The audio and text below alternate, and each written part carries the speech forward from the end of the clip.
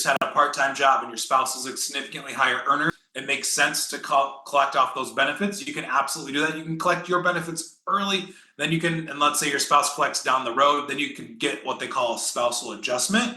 You can never get more money after your full retirement age. So if you know you're going to claim benefits based off of your spouse at age 67, you don't get that 8% increase. So if you know spousal benefits are the best option for me when I go to claim my Social Security, 67, you might as well claim them because you're not going to get that 8% increase. So there's opportunities for couples to maximize their strategy. You also have survivor benefits. And then another one that we get asked a ton of questions about is former spousal benefits. So we've seen a great increase in what we call gray divorce. That's simply people over the age of 50 getting divorced. Kids have left the nest. Mom and dad have gone their own separate ways. You can collect Social Security benefits based off of your former spouse. We'll go over some of the eligibility and how to be able to file those. But with two things, you need a copy of your divorce decree and your former spouse's Social Security number. When you reach out to the Social Security Administration, they would be able to help you with those former spousal benefits. First, we're going to take a look at how do couples maximize their benefits here. So we've got Aaron and Elaine. They're both age 62. We both know their full retirement age is 67. And then their life expectancies that we saw a little bit earlier, 87 and 95 years old. What are the three different ways that we can claim these, or different strategies to take a look at? I always tell everyone the best way to take a look at here is at age 62, Aaron and Elaine have said, we're sick of working. We are ready to hang it up. We've got other assets. We've worked with our financial advisor. We can start to claim them, and you'll see throughout our life expectancy, we received $788,000 of total benefits from Social Security. Now, on the right-hand side of things, they love their job. They had other assets. They planned smart, and they worked with their advisor. You'll see that they got 21% more, $954,000, by waiting until age 70 to claim those benefits. Now, that extra income, maybe that's money you can leave on for kids, grandkids. Maybe it's living a better, longer retirement. Maybe that's being able to go travel more, knowing that you're going to have more income. Not everyone's situation is exactly the same. But we do know that there's ways to help maximize those different benefits. And you'll see by delaying those payments, more times than not, you'll get more income. Now, if you've got clients on the other end of the spectrum, maybe they aren't as healthy. Maybe they don't have longevity in their family. Maybe they've had some diseases. It may be a good opportunity for them to claim those benefits early, starting at age 62, so they can try to get as much money out of Social Security. So ways to maximize survivor benefits. So if you have a spouse that passes away unexpectedly or early, as long as you were married for at least 9 months, you're eligible to receive survivor benefits. And then if you're married to an ex-spouse for at least 10 years and you did not remarry prior to age 60, so if you have one or multiple spouses that have passed away, you would be eligible to receive those benefits as long as the marriage lasted 10 years and you're currently not remarried prior to age 60. Now, currently, after age 60, if you get remarried, you are supposed to report it to the Social Security Administration. You could be subject to have some changes made to your benefits there. Good thing to consider if you are divorced or a survivor and want to look at the benefits of what kind of changes that has if you were to get remarried. The other thing on here is the highest benefit for multiple survivors. So if you have multiple ex-spouses that you were married to for at least 10 years, have they gone missing, you're not eligible to collect off of multiple survivor benefits, just one. I like to make that as a joke. That's what they call part of the deemed filing rule.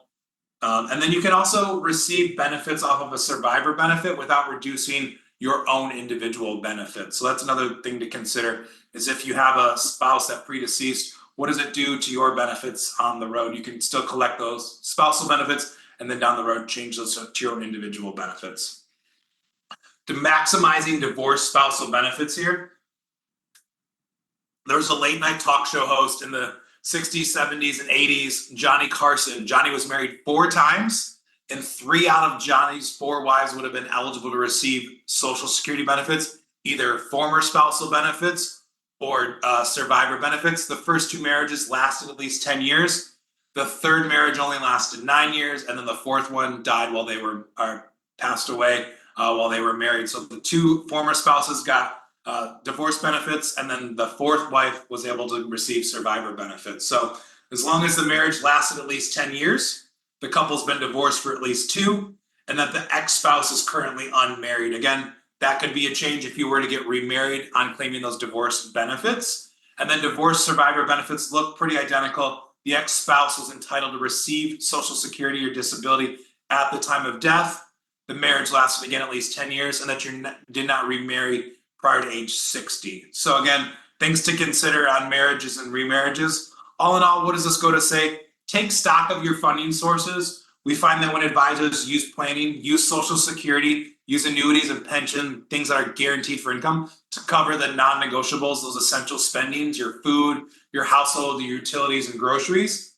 And then when they use those essential spendings with their guaranteed income sources, they know exactly what kind of gaps they have to cover, what other discretionary expenses they have, and then using other asset classes to fill those out and to pay for those. So building a retirement income plan, very important for clients to cover not only healthcare expenses, but other essential expenses. So again, this is where we're showing this to shareholders. Discuss a retirement budget, have a written plan, and schedule regular check-ins, which I'm sure you're all doing with your clients. A couple of things I'll highlight on here before I wrap it up, and we'll see if there's any questions that pop up. But opportunities to maximize benefits. So if you've got a client that may be in poor health, it may make sense to claim early. So you'll see Carter and Laura. Carter's age 61, but his full retirement age is 66. Life expectancy a little bit shorter. Laura's as well. You'll see that by claiming their benefits early at age 62, they were able to get 26% more than waiting until age 70. Again, no one has the crystal ball, but those are the considerations to make with clients. And then in terms of maximizing survivor benefits or spousal benefits, I always tell people, this is where I like to check understanding to make sure clients understand this. So Bob and Mary, both 66 years old. Bob's primary insurance amount is $2,000. Mary's is $400. What benefit type does Mary want to claim to get her up to 50% spousal benefit? So she wants to get a spousal benefit. You'll see scenario one. This is where she gets her full amount at her primary insurance at her full retirement age of her primary insurance amount of $400. And then because Bob's claiming at the same time, they're giving her a spousal adjustment of $600, giving her that 50% of what Bob's primary insurance amount is. So that's the way that Mary was able to maximize and get the most money out of Social Security. Well, let's say Mary said, I'm going to claim my benefits early at age 62. We know that those are reduced. So now rather than getting $400 a month, she's only getting $300 a month. And then once Bob files his primary insurance amount or claims the Social Security benefits, they then would tack on an additional $600 that Mary would then be eligible to receive as a spousal adjustment. Now, the one consideration here is now Mary would have been, she's giving up about $100 per month. And because she's claiming her individual benefits early, she's never going to get that full $1,000 now. You would have to wait till your full retirement age. And then once Bob's claiming his amount, she's now getting a spousal adjustment. Scenario two is both showing them taking those early amounts prior to full retirement age. So both amounts are reduced, her own individual benefit and her spousal adjustment. In scenario four, Mary had a bad financial advisor, wasn't working with a financial advisor. She only claimed her own individual benefit. She claimed it early. She forgot to get her spousal adjustment. So you'll see 4 scenarios here, ways that clients can mess up getting their Social Security benefits. We always tell them work with your advisor to make sure that you're claiming your benefits early. Best rule of thumb, about 6 months before you're ready to claim Social Security benefits, start to reach out with your financial advisor to make sure that you're eligible to receive those Social Security benefits. A couple other questions we get answered a lot is what happens about disabilities. We don't go into that. It's less than 10% of beneficiaries on Social Security, but there are situations where you can get benefits if you're disabled. Government pension offsets prior to 1984. Federal workers were covered under a different pension plan. Those pension amounts also are considered now in terms of their benefits because they do pay into Social Security benefits. In order to receive other beneficiaries, a spouse has to be age 62 or younger. A spouse at any age, if they're caring for a child that's 16 years or younger or disabled. If your parents can claim you as a dependent, unmarried people, same-sex marriages are treated as regular marriages or traditional marriages. And then last thing, online resources. So the best resource out there, ssa.gov, really great resource. I always tell advisors and clients, look in, you can use the calculators to collect not only your own individual benefits, spousal benefits. Do I want to claim early? What happens if I claim later? You'll see your Social Security payroll taxes in there to make sure that those line up and match and look right. Again, those are the things that your clients want to consider as they're getting ready to claim those Social Security benefits. So I went for about 25 minutes there. I'll open it up and see if we have any questions.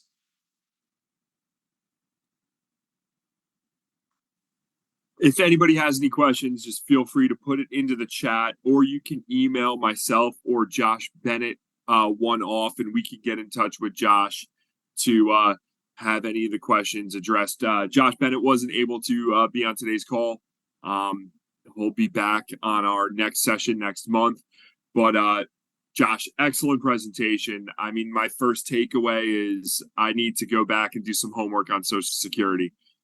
Seems like so many different moving parts, but I think the one theme there was highlighted on slide 16 when you went over kind of the income gap and what I call the non-negotiable expenses in retirement, and using some of the guaranteed sources like Social Security or a pension for, you know, your house and healthcare, and have the supplemental income sources for other things that, let's just say, they're, you know, not as mandatory. And that's where I really feel, you know, annuity strategies can assist, both from an income protection standpoint or an asset protection standpoint. So really do appreciate it. And it actually looks like we got some questions in the chat. So Byron Brandt, we will be able to get the slides from Josh and we'll be able to follow up with them. That's the first question. And what are, and Josh, this one's going to be more for you. What are deemed filing rules?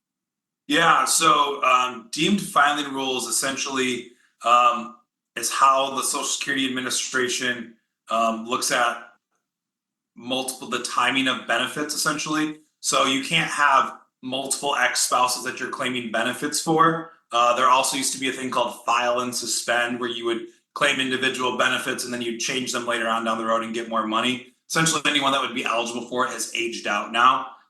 So it's deemed filing rules. It just applies to retirement benefits, not the survivor benefits. And then when you're actually claiming them on. And then for a copy of the slides, Andrew, you've got a copy of them, right? That's correct. So these are good. These are good to send out to all the participants. Yep, good. These are shareholder approved, and then, or you can always reach out to your Fidelity counterpart or your Fidelity contact. They have access to these as well.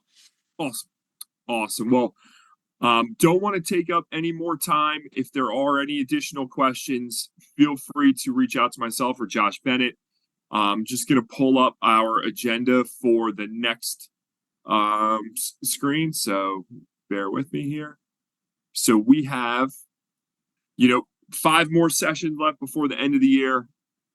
Josh, I really appreciate you kind of leading off our second half initiative. I think that this was awesome and a great topic to hit right now, especially. So big thank you to you, and hope to see everyone else on here for the next few sessions. We have August 15th coming up next month with a partner that was on last time, our last half of the year sessions with Barrett Kemp from Invesco. So again, thank you, everybody, and everybody enjoy the rest of your day. Thanks.